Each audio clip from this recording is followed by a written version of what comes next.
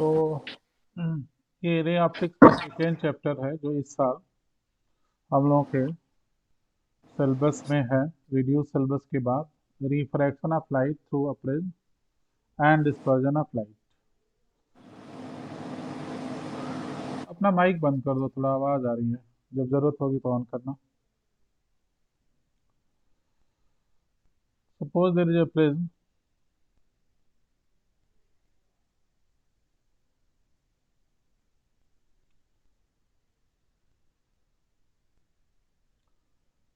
Late the name of prism is ABC। इसमें इस AB और AC सरफेस को रिफ्रैक्टिंग सरफेस कहते हैं। यहीं पर लाइट का रिफ्रैक्शन होगा। BC को बेस ऑफ द प्रिज्म कहते हैं। सुन लिया? Yes sir. यहाँ पे एक लाइट आ रही है। तो ये देखना है किधर जाएगी, तो नॉर्मल ड्रॉ करेंगे। तो नॉर्मल सरफेस के ऊपर परपेंडिकुलर होता है, ये सरफेस से परपेंडिकुलर होगा। तो ये सरफेस के ऊपर परपेंडिकुलर हमने नॉर्मल ड्रॉ कर दिया। नॉर्मल को डॉटेड लाइंस दिखाएंगे, अभी थोड़ी देर बाद डॉटेड कर देंगे। तो ये लाइट टूवर्ड्स नॉर्मल बेंड हो जाएगी। तो सीधे जाने के बजाय, ऐसे सीधे जाने के बजाय ये लाइट टूवर्ड्स नॉर्मल बेंड हो गई। तो इसका मतलब जो स्टेट बनाया उधर तो गई नहीं, तो उसको भी डॉटेड कर लेते हैं। क्लियर है? और ये नॉर्मल को भी हम डॉटेड लाइन से ही दिखाएंगे। समझ में आया बच्चा? Yes sir. तो नॉर्मल और इंसिडेंट रे के बीच का एंगल, एंगल ऑफ इंसिडेंस, इस एंगल को यहाँ पर एंगल ऑफ रिफ्रैक्शन आर बोलेंगे। लाइट का यहाँ पर भी रिफ्रैक्शन होना है, तो यहाँ पर भी एक नॉर्मल ड्रॉ करेंगे। तो यहाँ पर भी हमने एक नॉर्मल ड्रॉ किया। नॉर्मल सरफेस पर परपेंडिकुलर होना चाहिए, और इसको कोशिश करो डॉटेड लाइन से बनाने की।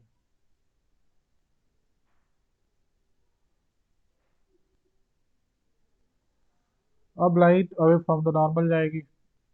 तो व्हाइट कलर से लाइट को बनाया, तो यहाँ भी व्हाइट बनाएंगे। तो सीधी जाने के बजाय light away from the normal नीचे बेंड हो जाएगी। तो ये समझ में आया लाइट कैसे यहाँ बेंड हुई फिर इधर बेंड हुई? बोलो बेटा। हाँ सर, 2 बार रिफ्रैक्शन हुआ है। हम्म तो इस PQ को बोलेंगे इंसिडेंट रे। इस PQ को बोलेंगे इंसिडेंट रे। QR को बोलेंगे रिफ्रैक्टेड रे। और RS को बोलेंगे मजेंट रे। AB और AC सरफेस पर रिफ्रैक्शन हो रहा है, इनको रिफ्रैक्टिंग सरफेस बोलेंगे। तो AB एंड AC को बोलेंगे रिफ्रैक्टिंग सरफेस।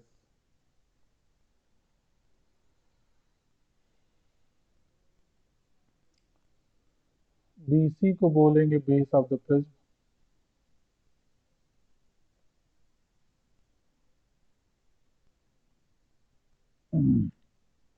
इस एंगल A को बोलते हैं एंगल ऑफ द प्रिज्म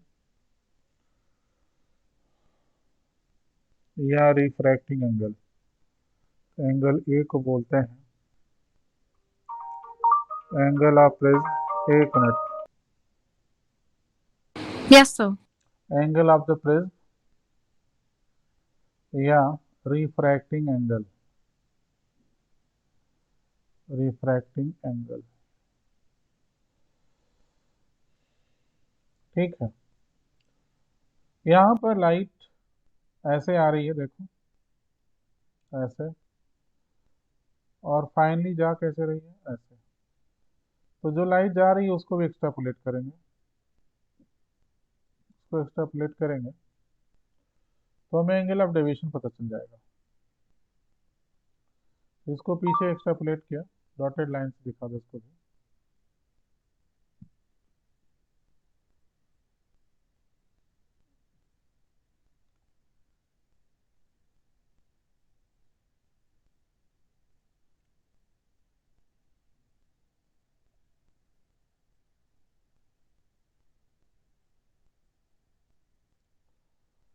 तो इंसिडेंट रे पी क्यू आ रही थी वो ये लाइन है, इमेजेंट रे आ रही सीधा जा रही है, तो इनके बीच में जो एंगल है इस एंगल को बोलेंगे एंगल ऑफ डेविएशन। समझ गए बेटा? Yes, sir. Angle of deviation del से लिखेंगे इसको। तो डेल यहाँ पर हो गया एंगल ऑफ डेविएशन, लिख लेते हैं।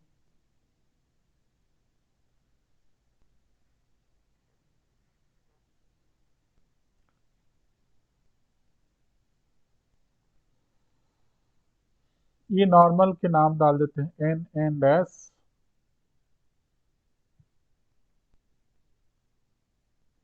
N N N double dash. अच्छा जरा ध्यान से देखना बेटा, ये एंगल आई है तो इसका वर्टिकली अपोजिट एंगल भी आई होगा ना। Yes, sir. तो ये बचा हुआ एंगल कितना होगा फिर? आई माइनस आर होगा ना। हाँ. आई माइनस आर। इस एंगल को आर डैश लिखते हैं और इस एंगल को आई डैश या ई लिखते हैं, एंगल ऑफ इमरजेंस। So दोनों साइड n डबल डैश है नॉर्मल. हाँ एक तरफ एन डैश कर देते हैं।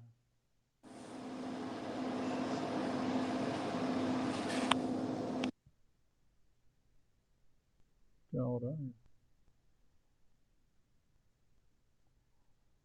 ये क्या हो रहा है? कुछ दब गया है, इरेजर नहीं काम कर रहा है, एक मिनट। अब काम करेगा। अरे, दूसरा विंडो ओपन हो गया क्या? चलो ठीक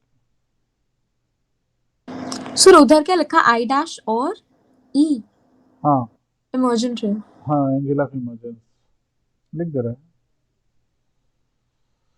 तो आई डैश या ई को बोलते हैं एंगल ऑफ इमरजेंस। ठीक है, बोलो बेटा। Yes, sir. ये एंगल देखो कितना होगा, ये आई डैश है आर डैश है, तो ये I dash minus R dash हो जाएगा ना। Yes, sir. स्पेस कम है उसी में लिखना है। दिख रहा है ये? हाँ सर. इस पॉइंट को लिखेंगे एम।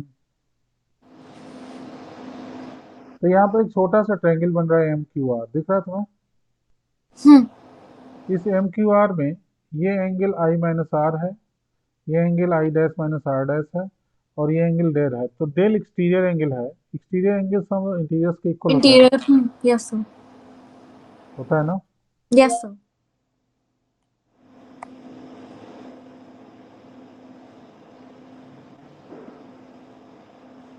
तो I minus R plus I dash minus R dash good is equal to del. Good good. तो लिखेंगे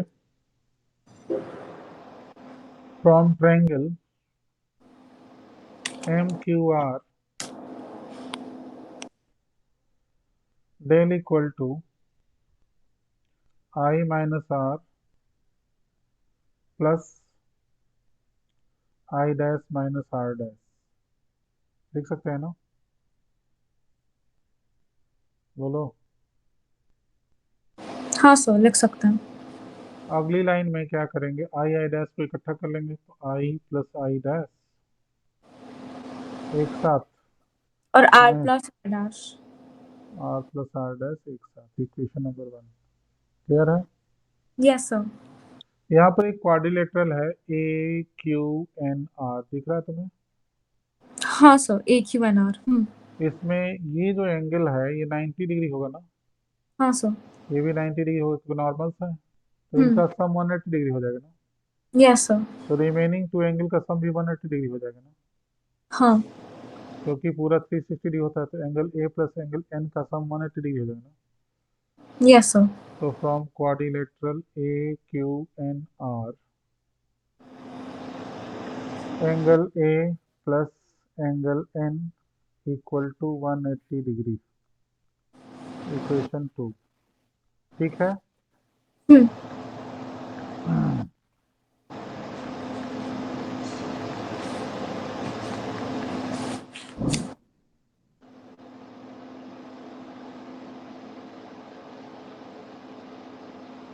यहाँ पर एक ट्रायंगल है, देखो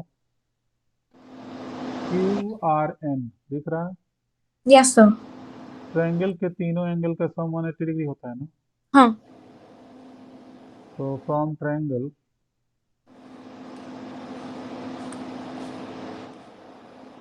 QNR, angle R plus angle R dash plus angle N equal to 180 degree.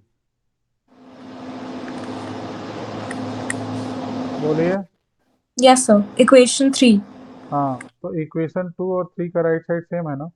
हाँ sir, तो इसका मतलब angle A plus angle N is equal to angle R plus angle R dash plus angle N. Hmm तो from 2 and LHS भी 3, same होगा।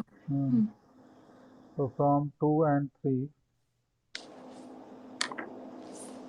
Angle A plus angle N is equal to angle R plus angle R dash plus angle N। तो N से N cut जाएगा ना। Yes sir. तो इसको हम सिंपली ऐसे लिख सकते हैं, A equal to R plus R dash लिख सकते हैं ना। Yes sir. इक्वेशन नंबर 4,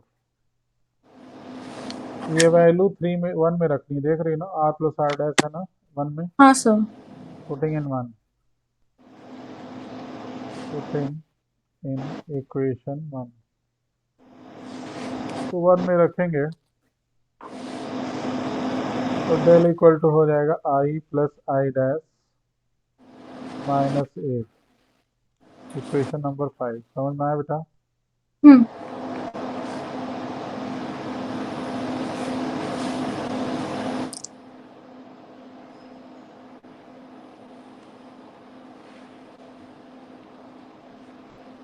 अब यहाँ पर ध्यान से देखना, थोड़ा सा डायग्राम को छोटा करेंगे।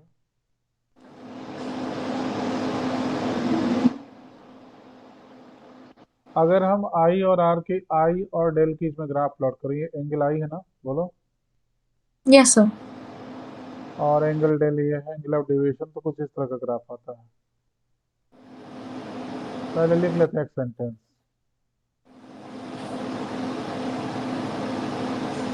बंद करो माइक अपना। If you plot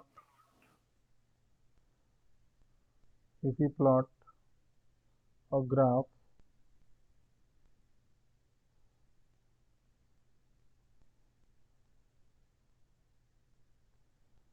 between I and del, I और डेल के इसमें अगर हम एक ग्राफ प्लॉट करें,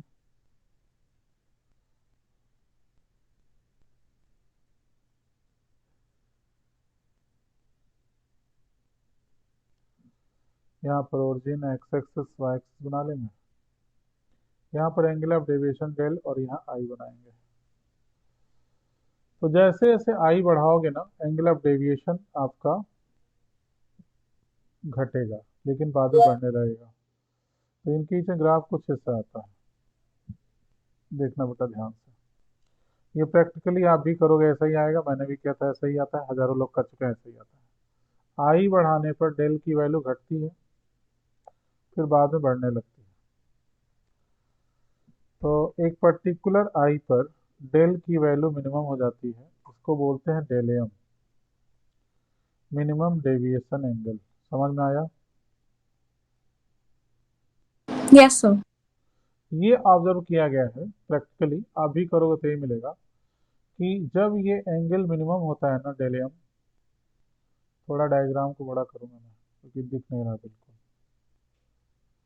जब ये एंगल मिनिमम होता है, ये एंगल जब मिनिमम होता है, तो उस समय ये एंगल इसके इक्वल होता है, ये एंगल इसके इक्वल होता है। तो ध्यान से सुनो क्या बोला मैंने।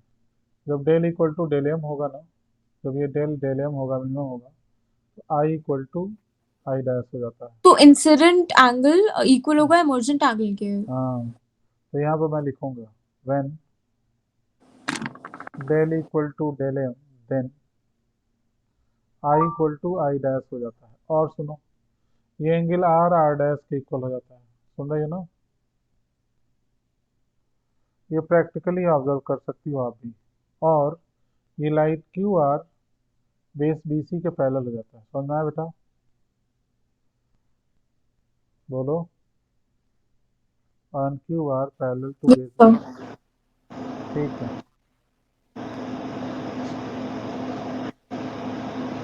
अब ये जो कंडीशंस मुझे अभी मिली हैं, इनको हम कंबाइन रूप से एक इक्वेशन नंबर रख देंगे 6। और 6 की कंडीशंस को 4 और 5 में अप्लाई करेंगे। तो यूजिंग इन 4 एंड 5। लिख पा रही हूँ? समझ में आ रहा है? सही सही बताओ। सर एक मिनट ग्राफ दिखाएगा, उसमें एक डेल्टा यू है और दूसरा डेल्टा यू आई। नहीं, डेल्टा है और आई है। तो ये डेल्टा एम है, नहीं मिनिमम है। सर, दो पॉइंट्स का क्या नाम है जो मिनिमम डेविएशन हो डेल उस एम, पे? डेल एम, एम है डेल मिनिमम। एम और आई एम। आई एम नहीं होता कहीं पर भी। तो एक्स एक्सिस पे पॉइंट का क्या नाम है? आई करंट आई है, एंगल ऑफ इंसिडेंस ओह, कुछ नहीं लिखा है सर। Yes sir. आई है।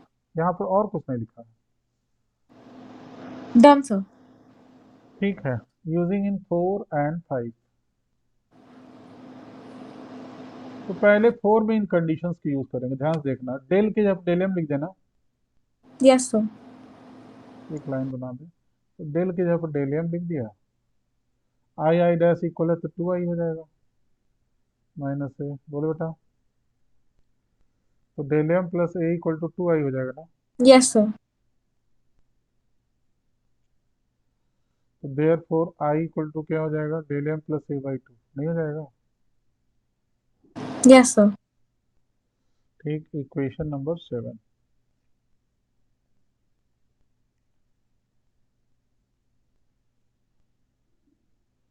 Equation number 7।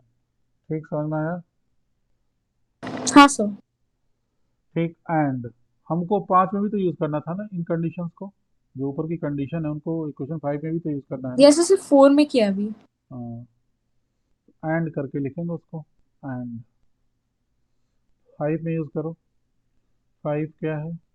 पहले 5 में यूज कर लिया मैंने। एक मिनट था, पहले हमको इसको डिटेक्ट इरेज करना पड़ेगा। पहले मुझे करना है 4 में। Just a minute.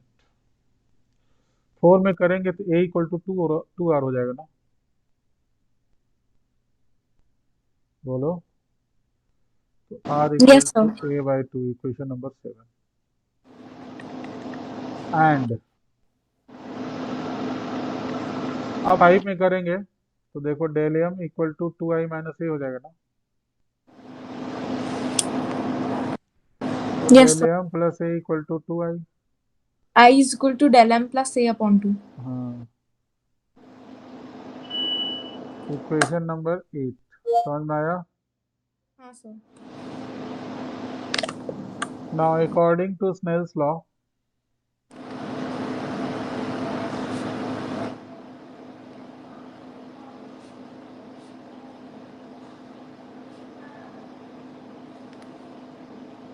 Mu equal to sine I by sine R होगा ना? Yes sir. साइन आई के जगह पर हो जाएगा ए प्लस डेल एम बाई 2। बोलो। Yes sir. और साइन आर के जगह पर हो जाएगा साइन ए बाई 2 नहीं हो जाएगा? Yes sir. ये फाइनल फार्मूला आ गया, लेकिन थोड़ा सा और रह गया है। अगर एंगल ए छोटा हो, इफ ए इज स्मॉल, छोटा हो, थिन प्रिज्म हो, तो ए प्लस डेल एम बाई 2 बहुत छोटा एंगल आएगा, क्योंकि डेल एम ऑलरेडी छोटा है। बाई 2 करोगे और छोटा आएगा। तो जब एंगल छोटा होता है साइन थीटा को थीटा लिख सकते हैं। तो साइन हट जाएगा, ए प्लस डेल एम बाई 2 हो जाएगा ऊपर। बोलना बेटा, समझ में आया ये? हम्म। और नीचे ए बाई 2। अब 2 से 2 काट सकते हैं। ठीक है। 2 से 2 कटेगा तो mu equal to A plus del M by A आएगा, नहीं आएगा? Yes sir. तो mu equal to 1 minus del M by A आ जाएगा। बोलो, ए बाई ए 1 हो जाएगा। Yes sir. Del M by A. तो del M by A equal to, just a minute, 1 plus del M by A, ठीक है। तो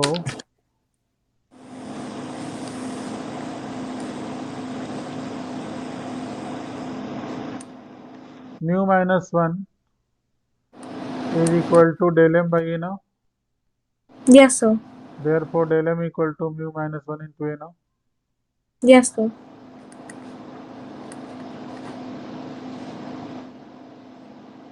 समझ में आ गया? Yes, sir. पक्का? बोलो बेटा। हाँ सर, समझ में आ गया। थोड़ा बड़ा डेरिवेशन है, ध्यान से शुरू से देख लो, कितना लिखी कितना छूटा। तो सब लिख लिया है। सही बताओ। हाँ सर। सर लास्ट वाला दिखाएगा, 1 मिनट।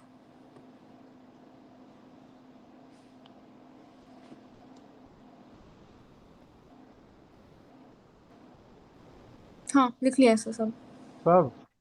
हाँ सर, फोटो भेज दूँ सर? नहीं नहीं, ठीक है। इस मामले में ट्रस्ट है, बस ज्वाइन करने में तुम्हारा ट्रस्ट नहीं कर पाऊंगा। नहीं सर, क्या था कि मेरे घर में जो क्या कहता है अपार्टमेंट है, उसमें 2 फ्लोर ऊपर मेरी दोस्त रहती है। हम लोग क्लास 5th में एक साथ पढ़े थे, तो काफी पहले से एक दूसरे को जानता है।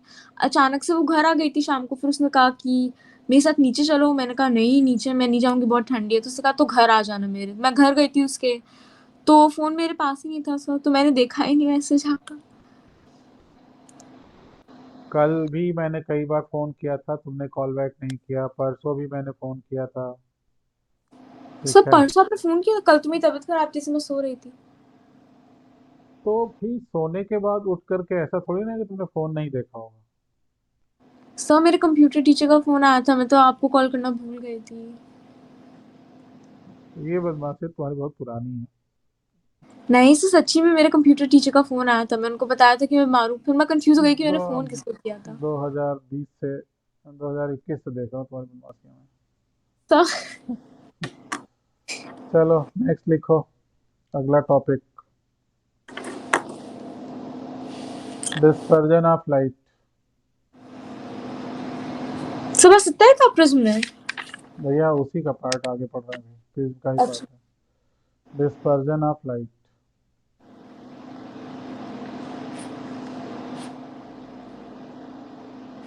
लिखो, when white light passes through a prism, it splits into its constituent colors. This phenomena is called dispersion of light. फिर से बोल रहा हूँ, when white light passes, sir आप बंद करो, लिखिए मत, सर मैं लिख लूंगी। passes through a prism, okay, it splits into. its constituent colors. This phenomena is called dispersion of light. Done sir.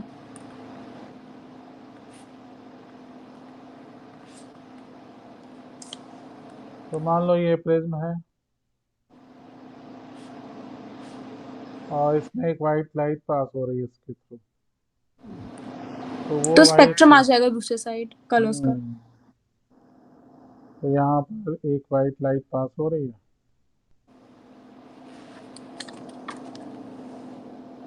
ये एक स्लिट है, फाइन होल को स्लिट कहते हैं, एरो बना दो, लाइट को जाते हुए दिखा दो। ये स्लिट है जिससे वाइट लाइट पास हो रही है। ये लाइट जब प्रिज्म पर पड़ती है तो अपने कांस्टेंट कलर से ब्रेक हो जाता है। सबसे ऊपर रेड कलर होता है, विबग्योर, उल्टा विबग्योर। हम्म, और सबसे नीचे वायलेट कलर होता है। हमारे पास वायलेट कलर तो है नहीं, वायलेट से मिलता हम्म। जुलता है, ठीक है।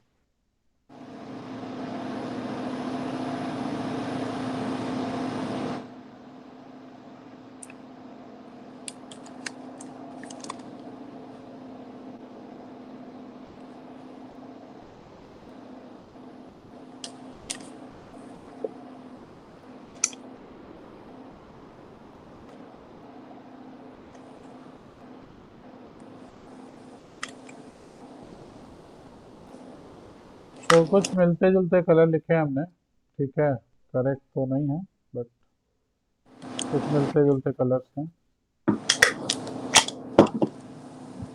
ये हमारा स्क्रीन है।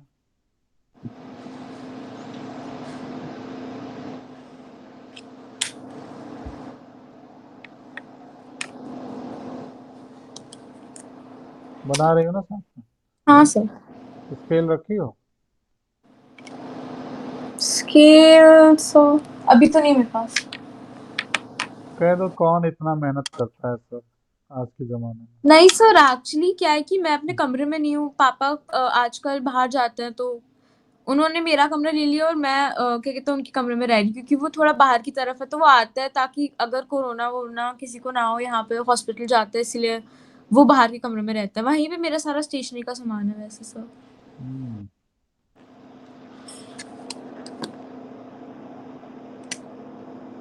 तो पहले से तैयारी करके रखा करो। सो स्केल का यूज इतना होता नहीं। हाँ देखा। हाँ, आज के ज़माने में तो श्रेया से सीखना पड़ेगा।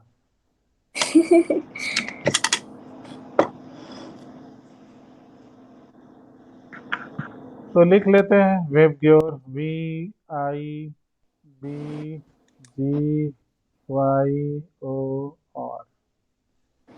ठीक। इंसिडेंट रे जा किधर रही थी? सीधे जा रही थी, ऐसे गई नहीं, तो डॉटेड लाइन से दिखा देंगे इस चीज को।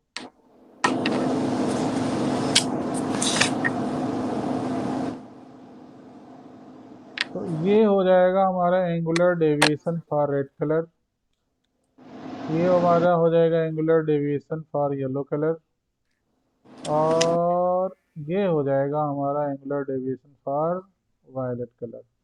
तो सबसे कम एंगुलर डेविएशन रेड कलर का है, बीच में हमारा येलो कलर है, सबसे कम ज़्यादा डेविएशन वायलेट कलर का हुआ है। ठीक है, तो एक लाइन और लिख लेना डायग्राम बनाने के बाद। The colour bands obtain on the screen is called spectrum.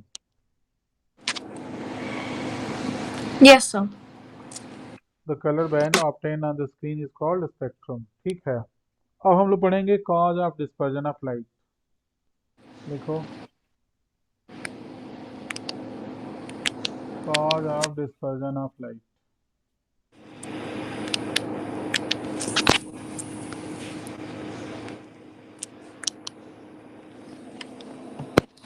बन गया ना diagram? Yes sir. Cause of dispersion of light पूछा जाता है, तो बहुत सिंपल सा एक्सप्लेनेशन है, सुन लो। सभी कलर की स्पीड एयर में इक्वल होती है और ओसी होती है यहाँ पर, लेकिन जैसे ही मीडियम में लाइट एंटर करती है, देखा गया ये जो वेवग्योर पार्ट है ना, इसमें सबसे ज़्यादा स्पीड होती है रेड कलर की, और सबसे कम स्पीड होती है बेटा वायलेट कलर की। तो फार्मूला होता है ना, ठीक, mu equal to C by, पहले ये लिखते हैं कि speed of red colour highest होता है और सबसे कम स्पीड होती है वायलेट कलर की। Mu refractive index C by भी होता है ना, बोलो बेटा, mu yes equal to sir. C by भी। अब सभी कलर की स्पीड एयर में तो इक्वल है, यहाँ पर तक सभी कलर की स्पीड इक्वल है, लेकिन जैसे ही लाइट इस मीडियम में एंटर करती है, तो सबसे ज़्यादा स्पीड होती है रेड कलर की, सबसे कम होती है वायलेट कलर की। तो म्यू की वैल्यू किस कलर के लिए सबसे ज़्यादा आएगी? वायलेट कलर के लिए, और सबसे कम रेड कलर के लिए। तो देयरफॉर म्यू की वैल्यू रेड के लिए सबसे कम आएगी, सबसे कम आएगी, और सबसे ज़्यादा आएगी म्यू की वैल्यू वायलेट कलर की। ये बात समझ में आ गई? Yes sir. अभी थोड़ी देर पहले एक फार्मूला पढ़ाया था, del M equal to mu minus one into A. ठीक है, इसको हम ऐसे भी लिख सकते हैं, डेल इक्वल टू मिनिमम ही मानना है इसको, mu minus one into A. ठीक, तो अगर ये फार्मूला लिखा है तो ये डेल एम मिनिमम मानो। तो सबसे कम डेविएशन किसका होगा? रेड कलर का होगा ना, म्यू जिसका कम है। Yes sir. Therefore deviation of red colour is least and deviation of violet colour is maximum. देख लो, यही हुआ है ना। Yes sir. तो जब अलग अलग एंगल पर डेविएशन होगा तो डेफिनेटली अलग अलग मिलेंगे। ठीक, यस सर। तो जब अलग अलग मिलेंगे तो यही डिस्पर्जन ऑफ लाइट है। This is the cause of dispersion of light. ठीक, तो मैथमेटिकली जितना दिख रहा है उसको लिखो, फिर लैंग्वेज लिखवा दे।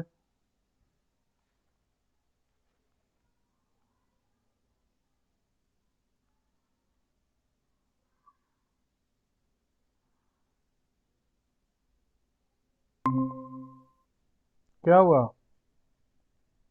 प्रिया? Sir yes sir. हो ना क्लास में तुम? हाँ सर, मैं क्लास में, पता नहीं कि आपका वीडियो और ऑडियो नहीं आ रहा था। अब आ रहा है? अब आ रहा है सर। बीच में बोला ही नहीं था। सर मैंने भी कुछ नहीं बोला था, इतना लिख लिया है सर डेविएशन तक। तो देखो, all the colours have same speed in free space. All colours have same speed in free space.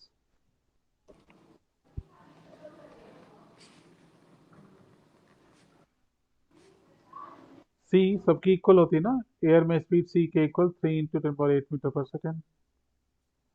Yes sir. So all the colors have same speed in free space. But when light enters into a medium, but when light enters into a medium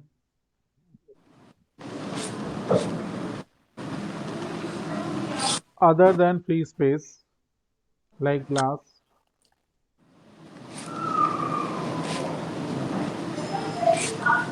then speed of different colors are different.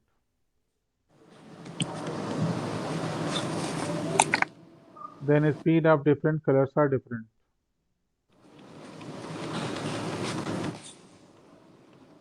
Therefore, refractive index of the material of the prism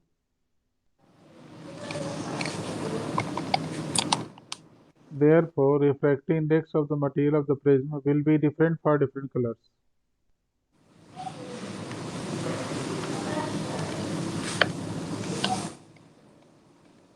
Therefore, refractive index of the material of the prism will be different for different colors. For different colours light रे का। Different for different colors. Yes sir. Now, according to the formula, ये formula लिख लो, del m equal to mu minus 1 into a. According to the formula, del m equal to mu minus 1 into a, all the colors will be deviated at different colors. All colors will be deviated at different angles. deviated at different angles. Done sir. This is the cause of dispersion of light.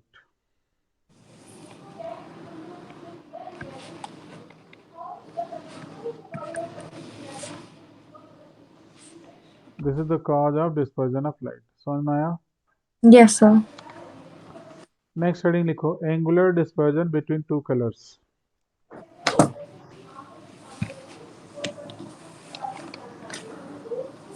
Angular dispersion between Two colors.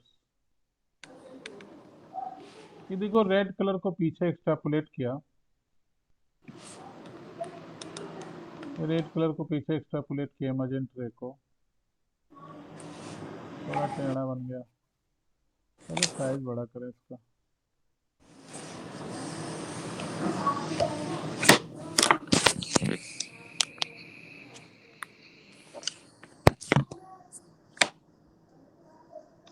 ये red colour को पीछे extrapolate किया, ठीक देख रही हो ना? बोलो बेटा। yes sir. फिर वायलेट कलर को भी एक्सट्रापोलेट करेंगे।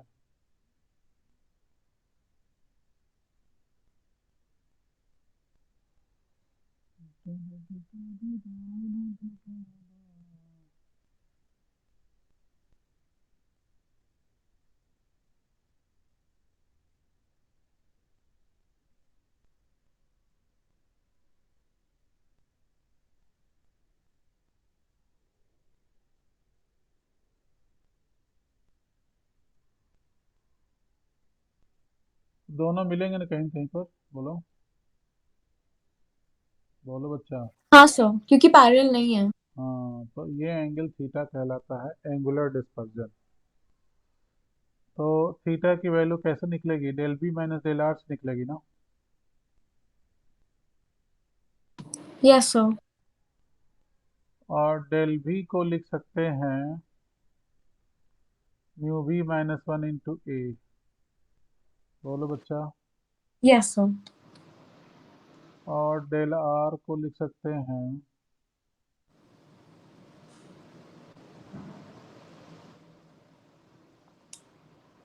Mu R minus one into A. बोलो। Yes sir. एक मिनट जरा इरेज कर दें। तो डेल आर को लिखेंगे mu R minus one into A. तो theta equal to mu B into A minus mu R into A plus A से ए कट जाएगा ना। Yes sir. तो theta equal to mu B minus mu R into A हो जाएगा ना। Yes sir.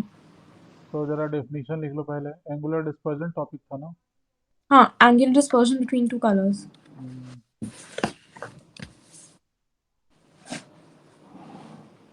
Theta से लिखते हैं इसको। तो लिख लो angle between emergent ray of any two colours. Angle between emergent ray of any two colours is called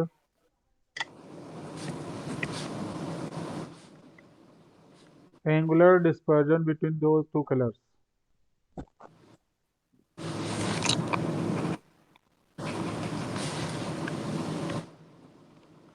Is called angular dispersion between those two colors.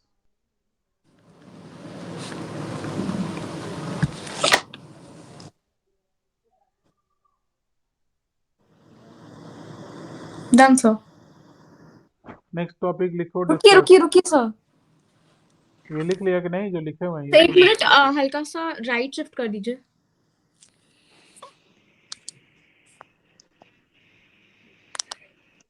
Yes, अब लेफ्ट। नोट करना है सर अभी मुझे, एक minute.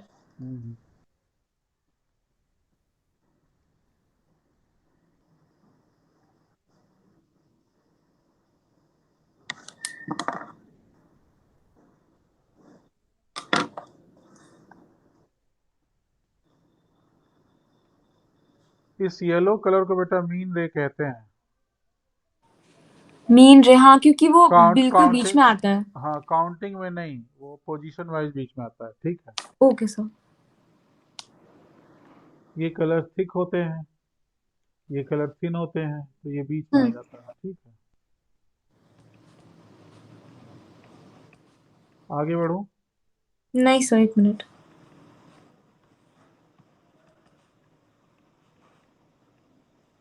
Done sir.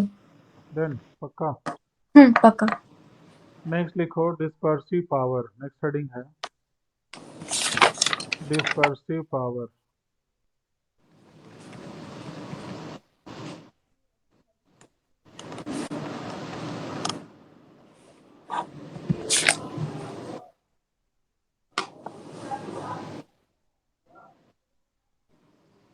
Dispersive power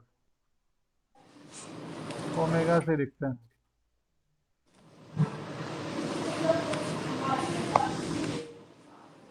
ratio of angular dispersion between any two colors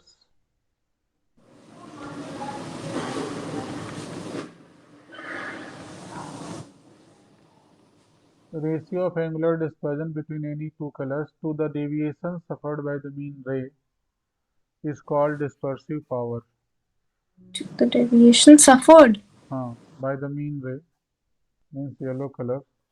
Okay, bye.